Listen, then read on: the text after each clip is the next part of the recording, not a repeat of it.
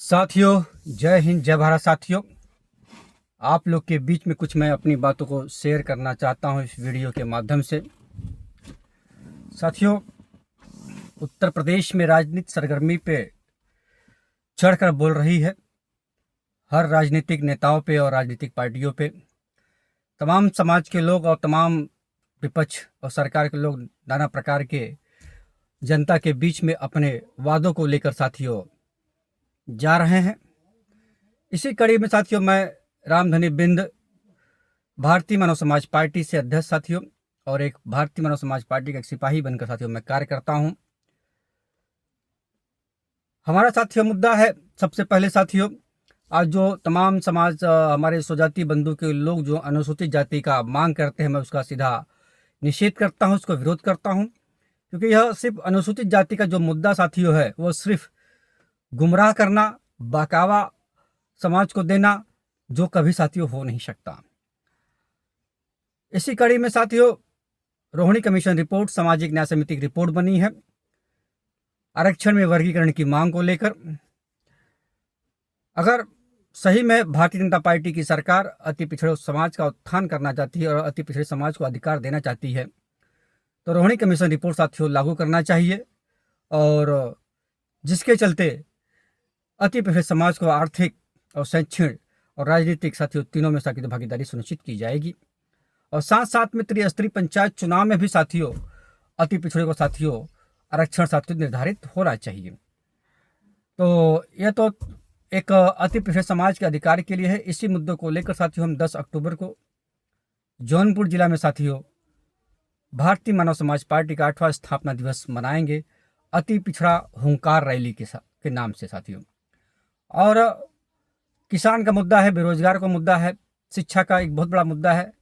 सबसे पहले साथियों, प्राइमरी स्कूलों में जो गुणवत्ता के आधार पर बच्चों को पदोन्नत करना चाहिए, वो होना चाहिए।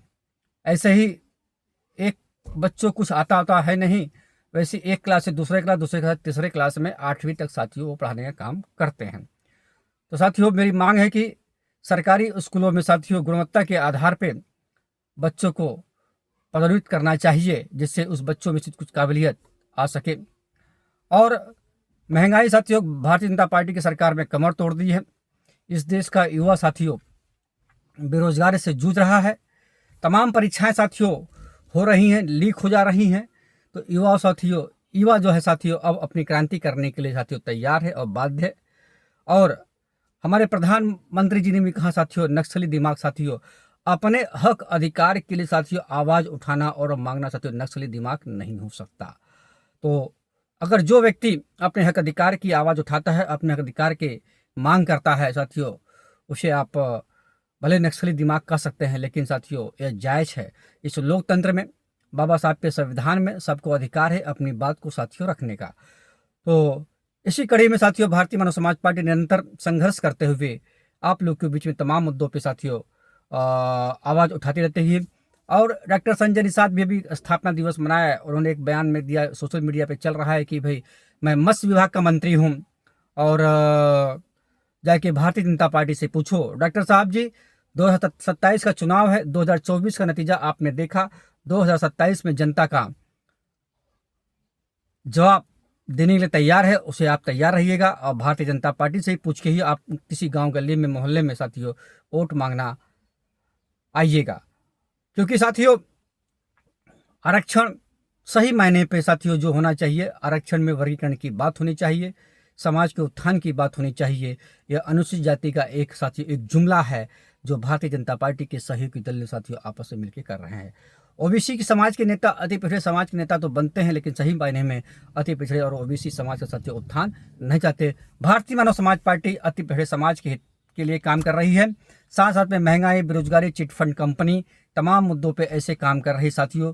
और मैं निरंतर संघर्षों के साथ में अपनी पार्टी के माध्यम से, अपने पार्टी के कार्यकर्ताओं के साथ में, पदाधिकारियों के साथ में साथियों निरंतर इन मुद्दों को साथियों मैं उठाता रहूंगा। आप लोग से साथियों तमाम मुद्दों पे इसी तरह साथियों वार्ता होगी। जय हिंद जय भारत साथियों।